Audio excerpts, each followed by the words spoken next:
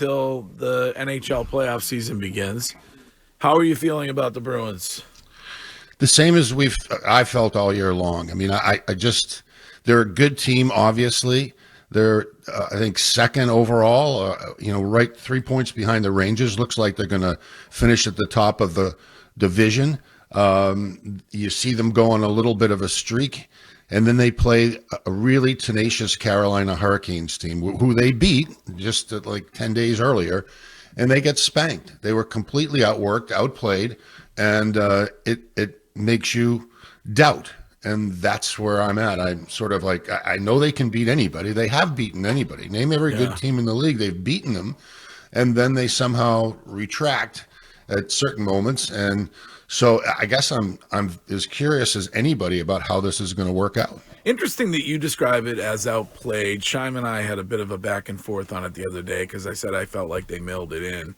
And he said he didn't feel. Shime, you didn't feel that way. No, I didn't feel like they mailed it in. I just felt like that Carolina was just straight up better than them in that game. You know what I love about Carolina's game is they're so relentless, tenacious. Their checking game, Harry Sinden used to talk about it all the time. The teams that check are the teams that win. And checking is really skating and effort to get to the position where you impede a guy from seeing the full ice or making a proper play. And Carolina, under Rod Brindamore, does it as well as anybody in the league. Mike, when it comes to looking at the postseason and who the Bruins could face, if the season ended right now, it looks like it would be the Lightning. Is that worst case scenario in the first round? It's not the one I would have chosen for sure. I think that Tampa has started to play a lot better as the season has rolled along. They've made so many changes, but some of these, they have some guys that you don't recognize, but they're starting to play really well. And of course, Vasilevsky in goal has proven to be a great playoff performer, and Kucherov is, top 3 for MVP in the year, and Hedman every year is a force on the blue line. They've got a good team, and they're now working pretty hard. They're well coached, and they'll be formidable if they play the Bruins, and the Bruins will have their hands full. I would rather have seen them with, not that they play all that well against Washington, but I'd rather see them against Washington. I think they're much more vulnerable, and I was hoping Philly would sneak in there for my buddy Keith Jones, who's now their president, but they've gone on a losing bender, and it looks like they're not going to make it. So it's going to be interesting to see if it's the Lightning. It will not be an easy first round for them, but then again, there really aren't often that many easy first rounds. Mike, we spent some time Monday on Jim Montgomery talking about his plan when it comes to goaltenders.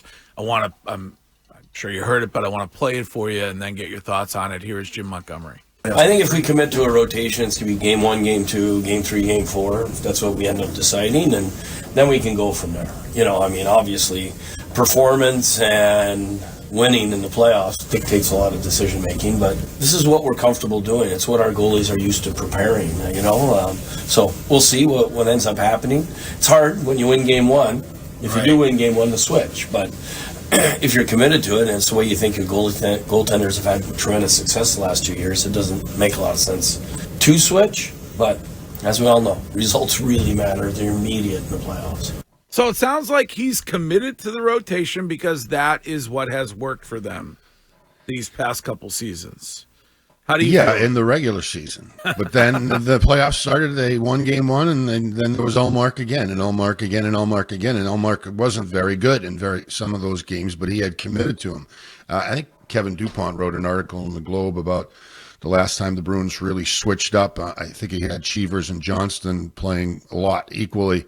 And I did it with Moog and Lemlin, but I didn't switch them up one by one. It was a matter of feel, who's going good, who's not going good, and if somebody starts to slow down, then make the switch. But they've done pretty well with the rotation, but traditionally it's been get the first guy 60 games or so, and the backup goalie plays 20, 22, or whatever it might be. So you have the guy that's number 1 is rested and ready to go, but they can't decide on who's number 1. I mean, and it's been a back and forth. I mean, I thought it was going to be Swayman, and Swayman had that dip, and now he's bounced back a little bit, and and Allmark certainly hasn't, shown any signs of weakening. So I have no problem with his decision to at least start off with a rotation, but he's right. The results are going to dictate what he does after the first 2 games or 3 games or whatever it might be. It's going to be a different scenario because elimination looms or are advancing looms with your decision in goal. Mike, is Monty coaching for his job in the first round? Boy, I don't see how you could, but then again, I don't see how you can't comment on that. If he has that kind of firepower as he did last year, and they're out in the first round, and clearly he didn't handle it as well as he should as his first run through here. But they had a historic season this year. Boy, did anybody see this coming? The results? I didn't see it coming. I didn't see this, like Coyle and Zacha playing 1-2 at center after replacing Bergeron and Krejci, and they, almost seamlessly get to 100. What's it going to be? About 110, 111 points over the course of the season.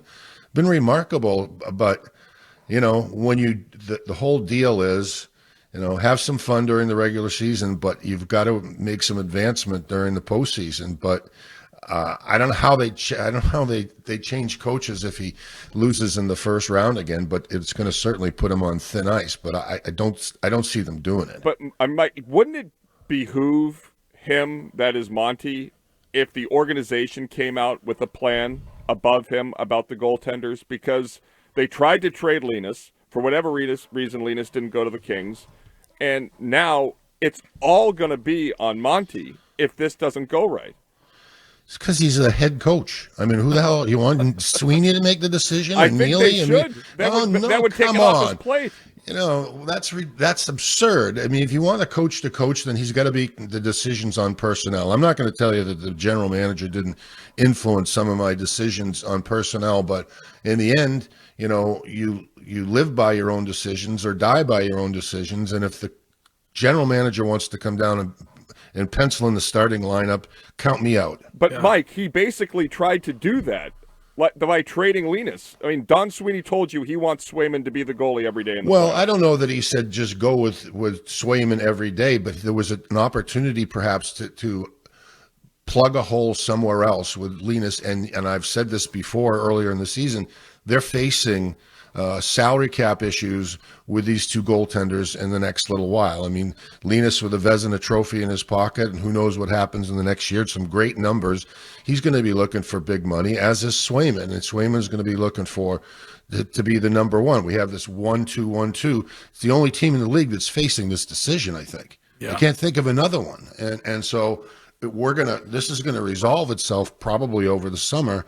But for anybody to come down and tell the head coach, imagine Robert Kraft came down and say to Belichick, you got to play, Garoppolo over Brady. Well, he did. He forced the trade of Garoppolo. Yeah, but he didn't. But he didn't do it. I mean, he's not. You have to have a coach who has his independence from. He's got to be cooperative, have a feel for some things that the general manager has to go through. I mean, there's been times when you have a player on your roster and you're trying to move him.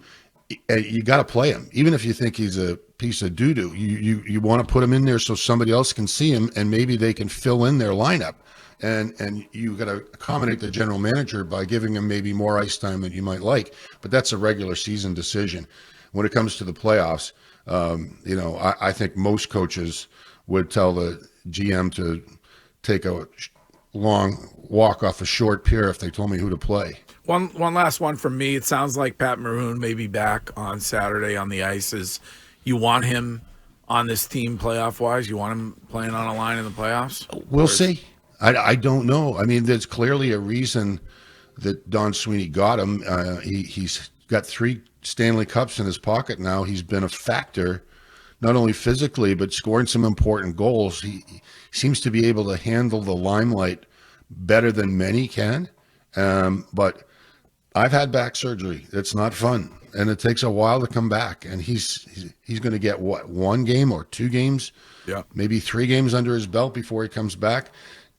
I guess all I can say is let's wait and see. It's a let's hope for the best for him. Certainly that they could use a little beef up there and a guy that's cool under pressure, but circumstances are pretty unusual here. All right, Mike. Next week, I want your thoughts on the chemtrails during the eclipse, but we'll get to that later. Thanks as always.